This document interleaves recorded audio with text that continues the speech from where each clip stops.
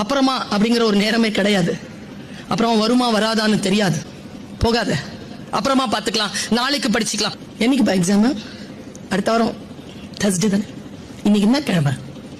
சாட்டர்டேக்கு ஏன்டா அடிச்சுக்கிற? ஜாலியா இருப்பியா? சொல்லி சொல்லி சொல்லி சொல்லி வரும். புதன்கிழமை சாயந்தரம் 7 மணிக்கு இந்த ஈரல் வந்து இங்க மாட்டோம். சுச்சோ 4 யூனிட் படிக்க முடியுமான்னு தெரியலையே. படிச்சலாம். அந்த டைம்ல போன் வரும். வெக்கமான சூடு சொரணம் இல்லாம அந்த போனை எடுத்து பாப்பீங்க. யார் டைம் இல்லைன்னு தெரியுதுல்ல, சுவிட்ச் ஆஃப் பண்ணிட்டு படிய. படிச்சா படிச்சு பழக்கம் இல்லையா, உடம்பெல்லாம் வலிக்கும். உடனே மனசு சொல்லும். காலையில 3 o'clock அலாரம் வச்சுட்டு இப்ப தூக்கம் வருது.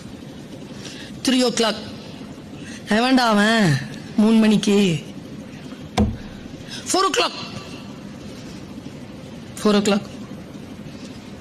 5 o'clock எந்திரிச்சு ஐயோ படிக்கணுமே படிச்சு 9 மணி வரைக்கும் குளிக்காம சாப்பிடாம அப்படியே வந்துட்டு கொஸ்டின் பேப்பர் வாங்கிக்கிட்டு அப்படியே அது மேலேயே படுத்து தூங்குறது. எத்தனை பேர் தோல்வி அடைந்திருக்கிறீர்கள்? நாளை என்று தள்ளி போட்டுட்ட. ஜெயிக்கிறவங்களுக்கும் உங்களுக்கும் இருக்கக்கூடிய ஒரே வித்தியாசம், காலத்தால் அவன் பயிர் செய்தான், நீ காலத்தை கைவிட்டு விட்டு பிறகு பார்த்துக் கொள்ளலாம் என்று இருந்தாய். காலத்தால் யார் ஒருவர் பயிர் செய்கிறார்களோ அவர்கள் உகந்த காலத்தில் அறுவடை செய்கிறார்கள். பிளான் பண்ணு. ஜாலியா இருக்க கூடாதுன்னு சொல்லல, ஜாலியா இரு. ஜாலியா இருந்தாலே தப்பு நடக்கும். தப்பு நடக்காமலாம் ஜாலியா இருக்க முடியாது.